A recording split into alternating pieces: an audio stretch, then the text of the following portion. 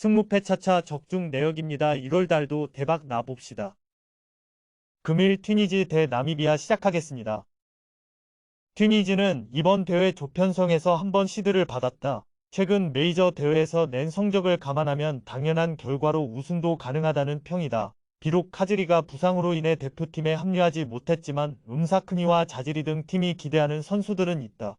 셰필드의 슬리마네와 프랑크푸르트의 슈키리, 우니온의 라이도우니 등은 중앙과 측면에서 활약할 수 있는 선수들이다. 나미비아는 죽음의 조로 평가받는 조에 들어오며 조별 예선 탈락에 유력하다. 2번 시드가 유력했던 남아공이 3번 시드로 내려오며 말리와 한 조에 속했기에 16강 진출이 유연하다. 대부분의 선수들이 자국과 남아공, 보츠와나 등 아프리카 대륙에서 뛰고 있는데 수비로 승부를 봐야 한다. 튀니지의 승리를 본다. 분명 월드컵 당시의 전력보다는 튀니지가 떨어진 게 사실이다. 그래도 나미비아 상대로는 경기의 주도권을 가져갈 수 있다. 분데스리가에서도 정상권 미드필더로 평가받는 슈키리가 중원에 나서 상대의 압박을 이겨낼 수 있고 음사크니를 앞세워 경기를 주도할 튀니지가 승리할 것이다. 금일 사우디 대 오만 시작하겠습니다. 사우디는 일본과 한국을 제외하면 가장 우승 가능성이 높은 팀이다. 월드컵에서 우승국인 아르헨티나를 유일하게 제압하기도 했고 자국 리그의 성공 속에 국대도 같이 성장했다.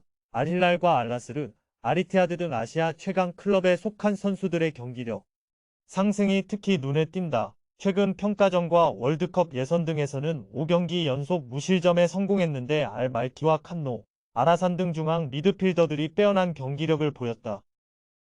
오만은 최근 서아시아에서 사우디와 이란, 카타르와 아랍에미리트를 위협하는 팀으로 성장했다. 다른 서아시아 팀들과 마찬가지로 끈적끈적한 수비를 중심으로 역습 완성도도 높은 팀이다. 최근 평가전에서는 아랍에미리트를 제압했는데 초반 선제골이 나왔고 85분 이상을 버티며 승리했다. 알브라이키와 아람니, 알카비 등 최종 수비가 매우 안정적이다. 사우디의 승리를 본다. 오만도 알 가사니가 최전방에 나서 사우디 상대로 골을 노릴 것이다. 그러나 측면 전력은 아무래도 사우디에 비해 떨어진다. 알 세우리와 아람단, 알무알라드 등이 경기 내내 상대 수비의 뒷공간을 파고들 사우디가 찾아올 기회를 놓치지 않을 것이다. 금일 헤타페 대 세비야 시작하겠습니다. 헤타페는 32강에서 지난 시즌까지 라리가에서 뛰다가 강등당한 에스파뇰을 제압했다. 원정에서 나선 경기였기에 고전했지만 경기 종료 직전 밀라의 결승골이 터지며 승리했다. 리그에서도 안정적인 수비를 앞세워 순위를 끌어올렸는데 에스파뇰 원정에서도 알테레테와 알바레스, 리코 등이 최종 수비를 완벽하게 지켜냈다. 하락세의 세비야 상대로는 홈에서 공격적으로 나서 승리를 노린다. 세비야는 아싱페로를 32강에서 잡고 올라왔다. 상대의 퇴장이 나왔음에도 고전 끝에 가까스로 승리했다. 리그에서는 홈 연패를 당했는데 좀처럼 떨어진 경기력이 올라오지 않는 모습이다. 최근 경기에서는 하위권 팀인 알라베스에 패했는데 전반 2골을 내주는 등 수비가 불안했고 엠네시리가 빠진 공격진도 안정감이 떨어졌다. 접전을 본다. 최악의 흐름인 세비야지만 그래도 오캄포스와 수소, 하파미르 등 역습으로 기회를 만들 선수들은 충분히 있다. 또 원정에서 수비적으로 나설 것이기에 역습에 능한 헤타페가 쉽게 골문을 열기 어렵다. 두 팀이 90분 동안 일진일퇴의 공방을 펼치며 승부를 내지 못할 것이다. 금일 울버햄튼 대 브렌트포드 시작하겠습니다. 울버햄튼은 원정에서 열린 경기에서 패하지 않고 무승부를 기록했다. 경기 시작과 동시에 주앙 고메스가 위험한 플레이를 하며 다이렉트 퇴장을 당하며 수적 열세 속의 경기를 치렀는데 도일이 동점골을 터뜨렸다. 황희찬과 아이트누리 등이 대표팀 합류로 팀을 비웠고 칼라이지치가 프랑크푸르트로 이적했지만 좋은 분위기를 이어갔다. 벨레가르드와 네투 등이 공격수들의 이탈 공백을 메웠다. 브렌트포드는 80분 이상 이어진 수적 우세를 살리지 못하고 홈에서 무승부에 그쳤다. 다실바와 무파이 등이 경기 내내 공격적으로 경기를 운영했는데 원하는 결과를 얻지 못했다. 메르고르와 옌센 등 덴마크 국대 미드필더들이 나서는 중앙의 경기력이 떨어졌기에 지난 시즌 같은 모습이 아니다. 울버햄튼의 승리를 본다. 경기력 기복이 있는 원정과 달리 홈에서는 확실한 경기력을 보여주고 있고 1차전에서 이미 힘의 우위를 보여줬었다. 고메스가 빠지는 점은 아쉽지만 쿠냐와 사라비아, 네트에 3톱을 내세워 경기 내내 상대 수비를 몰아칠 울버햄튼이 승리하고 다음 라운드로 갈 것이다. 금일 유벤투스 대 사수올로 시작하겠습니다. 유벤투스는 3연승에 성공하며 리그 선두인 인테르를 압박 중이다. 징계로 인해 리그와 코파 이탈리아 등 자국 리그 일정에만 집중하고 있는데 2개의 우승컵을 노리고 있다. 주중 경기에서는 로테이션을 가동하면서도 대승을 거두며 코파 이탈리아 준결승에 진출하기도 했다. 이 경기에는 블라우비치를 비롯해 직전 경기 해트트릭에 성공한 일디즈를 앞세워 초반부터 상대를 몰아칠 것이다. 사수올로는 지난 라운드에서 난적 피오렌티나를 잡고 연패를 벗어났다. 칼리아리와 제노아 등에 연패하며 분위기가 최악이었는데 4위팀 상대로 연패를 끊었다. 최전방 스트라이커로 나선 피나몬티가 결승골을 터뜨렸고 페라리와 에를리치 등 수비진이 상대 공세를 잘 막아냈다.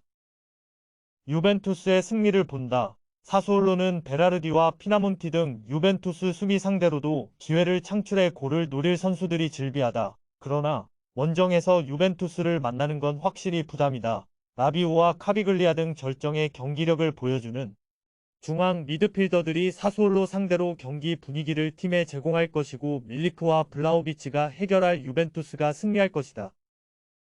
금일 버밍엄 시티 대 헐시티 시작하겠습니다. 버밍엄은 헐시티보다 더 최근 분위기가 가라앉아 있다. 원정에서 카디프를 잡은 이후 7경기에서 승리를 따내지 못했다. 비록 지난 주말 리그 경기에서 수완지 상대로 조던 제임스의 동점골이 나오며 패하지 않았지만 홈에서도 인상적인 경기력은 아니었다. 비엘리크와 슈니치 등 중앙 미드필더들이 안정적으로 경기를 꾸려가지 못하고 있다. 헐시티는 최근 분위기가 좋지 않다. 리그 9위로 승격을 노리는 팀이긴 하지만 이 경기 이전 3경기에서 승리를 챙기지 못했다. 때문에 원정에서 나서는 이번 일정에 부담을 느낄 수 있다. 그래도 단판 승부로 승패가 결정되는 컵대회 일정이기에 쉽게 포기하지 않을 것이다. 코넬리와 투판 등 한 방이 있는 공격수들이 역습으로 원정에서 골을 노릴 것이다.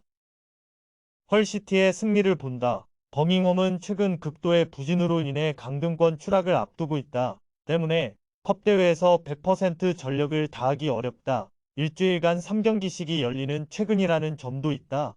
불안한 상대 중원을 맞아 경기 주도권을 내주지 않을 것이고 코넬리와 투판이 기회를 놓치지 않을 헐시티가 승리할 것이다. 금일 브리스톨 대 웨스트햄 시작하겠습니다. 브리스톨은 원정에서 프리미어리그 강팀 상대로 패하지 않으며 홈 재경기를 만들었다. 선제골을 허용하며 끌려갔지만 선발 공격수로 나선 코네이가 동점골을 터뜨리며 팀을 살렸다. 그리고 나서는 홈경기기에 강팀 상대로도 라인을 내리지 않고 공격적으로 나설 것이다. 메우메티와 벨 등 빠른 윙어들이 경기 내내 공격의 기여를 올릴 것이다.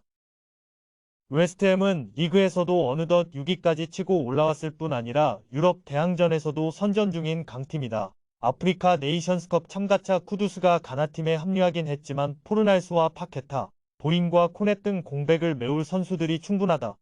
수책과 워드프라우스 등 팀을 지탱하는 중앙 미드필더진의 경기력도 꾸준하다. 웨스트햄의 승리를 본다. 원정이라는 부담이 있긴 하지만 전력 차로 충분히 극복할 수 있다. 특히 윌리엄스가 이끄는 홈팀 중원을 상대할 워드프라우스와 알바레즈의 삼선이 경기 주도권을 쥘 수 있다. 리그 최고의 피니셔 중 하나로 평가받는 보인이 찾아온 기회를 놓치지 않을 웨스트햄이 승리할 것이다. 금일 조합픽은 모두 무료로 보내드렸습니다. 못 받으신 분들 및 궁금하신 분들은 영상 아래 고정 댓글로 편하게 말 걸어주세요.